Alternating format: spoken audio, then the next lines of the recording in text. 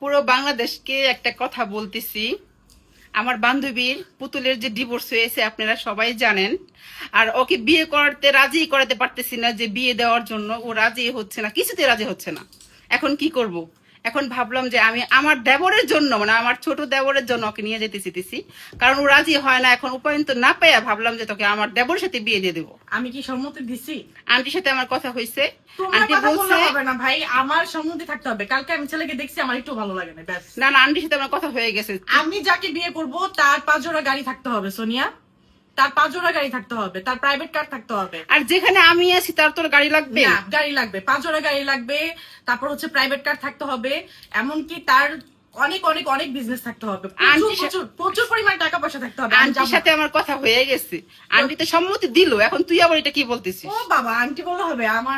আমি রাজি না। তুই রাজি হয়ে যা, আমার দেবর বলে কথা, তুই রাজি হবি না? এটা রিয়েলি যে কালকে ও পাত্র আনছে এবং ও কিন্তু সেই পাত্রকে আমাকে দেখাইছে।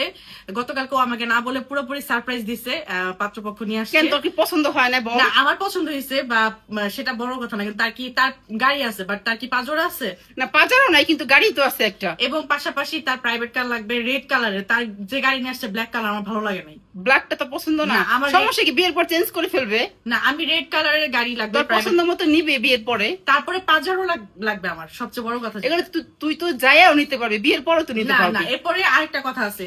সে আমাকে যদি বিয়ে করতে চায় তাহলে তাকে অনেক কমিটমেন্ট দিতে হবে, যেমন সে কখনো আমাকে কষ্ট দিতে পারবে না, এটা তোরা কথা বলে তার নিবি। সমস্ত প্রপার্টি আমার নামে থাকবে। এটা কোনো কিছু হইলো? সব তো তোকেই দিবে। আমাকে বিয়ের সব- পরে দিবে, বিয়েটাকে কর, সব দিবে তোকে।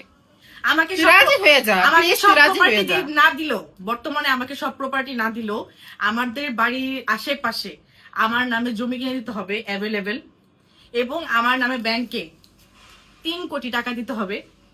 দিবে তো, আর তুই তো রাজি হ আগে। আমি এখন রাজি হব না, আগে এগুলো যদি তুই রাজি হ, তুই সবই পাবি, সবই আমাকে দিবে যদি তোকে। তারাই ভাবে নিতে চায় তাহলে নিয়ে যাক, আমার সমস্যা নেই। তুই রাজি হ, ঠিকই দিবে তোকে, সব দিবে, তুই রাজি হ একবার। আমি জীবনও রাজি হব না। আমার ছেলে কেমন দেবর, দেখতে, চুল কেমন, মুখ কেমন, এগুলা কেমন, টাকা আরে, পয়সা থাকলে তাও চিন্তা করতাম।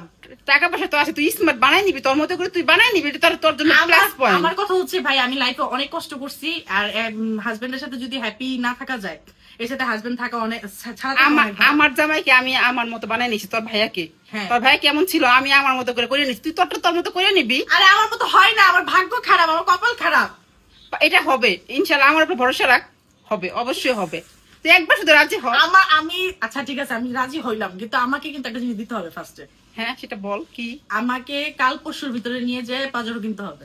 আচ্ছা ঠিক আছে, সেটাও দিব। সেটা তুই কথা বলে দিবি। আচ্ছা ঠিক আছে, আমি বলবো। আমার তুই শুধু নামে হবে, একবার হ বল। গাড়ির কাগজ আমার সব নামে কিছু হবে। তোর নামে হবে, সমস্যা নেই। তাও আমার দেবর তোকে বিয়ে করবে, আমার তোকে ছাড়া বিয়েই করবে না। এখন তোর যা লাগে না লাগে আমি সবকিছু বলবো, ও রাজি, তোকেই চায়, তোকেই বিয়ে করবে। মানে আমিও চাই তুই আমার যা হিসেবে আমার বাসায় আস। আচ্ছা, আমি ঠিক এটা আছে, চাই। আপনারা সবাই কমেন্ট করেন যে আমি কি ওর কথা মতো বিয়েতে রাজি হব নাকি আপনারা করবো না। সবাই একটু বলেন তো, আমি কি কোনো কিছু ভুল বললাম? আচ্ছা, আমার কথাও ঠিক আছে কিনা বা কিভাবে কি, সব কমেন্ট করে জানান আপনারা।